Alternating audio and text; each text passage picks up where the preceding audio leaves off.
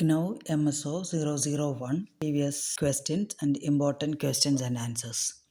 Relationship between a state and citizenship. Relationship between citizenship and multiculturalism and citizenship related to civil society. State means an association of people who live within a geographical area under the organized government and subject to no outside control. It is an institution to ensure law and order. It maintains harmony of social relation. It promotes welfare of society. It protects right and life of citizen. Nation state claims that their boundaries is not just a territory but also a unique culture and history. As you can see in India, the boundaries that are created are not territory but also a unique culture and history that persist inside that boundary. Rajasthan have their own culture and history. Gujarat have their own culture and history. Similarly, Kerala, Tamil Nadu have their own culture and that they possess within their boundaries. Elements of state: population, territory, government, and sovereignty. Citizenship is closely related to state. The success of it depends upon the citizens. So a state and citizen both are interrelated. State provide the citizenship to the citizens and citizens provide their certain duties towards the state to make it sovereign. Now let's see how citizenship and multiculturalism are related. Relationship between citizenship and multiculturalism. Multiculturalism is the end state of either a natural or artificial process and occur on either on small or large scale, and it is related to migration. Multiculturalism is a coexistence of diverse cultures where culture includes racial, religious, or cultural groups and is manifested in the customary behaviors, cultural assumptions, and value pattern of thinking and commutative styles. Multicultural accommodation is a problem of global political agenda. Accommodation refers to wide range of state measures designed to facilitate identity groups, practice, and norms. Identity groups are the liberal, civic, republican, and ethno-cultural models of membership. All share in a common basis mistrust of identity groups as a relevant component of citizenship theory. Identity group refers to a range of cultural, religious, or ethnic group that are recognizable by the virtue of their norms. Proponents of a multicultural understanding of citizenship are concerned with the power of state and second, dominant social groups. That is to erode identity groups. The above two concerns, that is, power of state and dominant social group, derives from a philosophical position that stress the role of culture in understanding of who they are of the fundamental defining characteristic as a human being. Culture is a fundamental part of us. There is a link among culture, identity.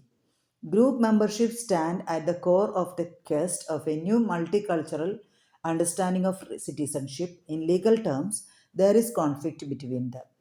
Membership in an identity group combined with active participation in its cultural expressions as distinct from the mere blood ties can provide individuals with an intelligible context of choice and a secure sense of identity and belonging. In multiculturalism, persons stand forth with their differences acknowledged and respected, and they participate in the public sphere without shedding their distinct identities. Aimed to carve out a philosophical and legal rationale for recognizing identity groups as deserving of special or differentiated rights. Multiculturalism citizenship not see individuals as a member of larger political community but as having equal rights and meriting differentiated rights as a member of identity groups. Thus, contemporary society is a multicultural society characterized by the diverse cultural, ethnic, religious, and linguistic groups. It aims at accommodating diverse identity groups into homogeneous society without eroding their distinct identity. It promotes unity in diversity. It is opposed to assimilation of distinct identity groups. Thus, culturalism and citizenship are all interrelated. Citizenship is also related to civil society. A good citizen makes a good society. Popularity of civil society was due to struggle against tyranny waged by resistance group in Latin America, Africa, and former communist world. Global democratic revolution and development encourage the rise of complex notion that if an invigorated civil society could force a democratic transition. In classical usage, civil society was largely aquatic with state. The modern idea of civil society is a domain parallel to it, but separate from the state where citizens associated according to their own interest and wishes. The civil society is a society as a community of citizens linked to common interest and collective activity. Hegel says civil society included the market. It reflected changing economic realities, the rise of private property, market competitions, and burdens. Locke and Rush said that there is an innate rationality in civil society which will lead to the general good. Marx says civil society arose from the destruction of medieval society. Political identity of individual or citizen in modern society served from their civil identity and from their function in the productive sphere of tradesman, day laborer, or landowner. Antonio Gramsci portrayed civil society as a special nucleus of independent political activity, a crucial sphere of struggle against tyranny. Thus, civil society involves relationship between individual and between individuals and the community. A view of society as organized or not, the delineation of public and private. Civil society refers to a realm of private sphere of an individual.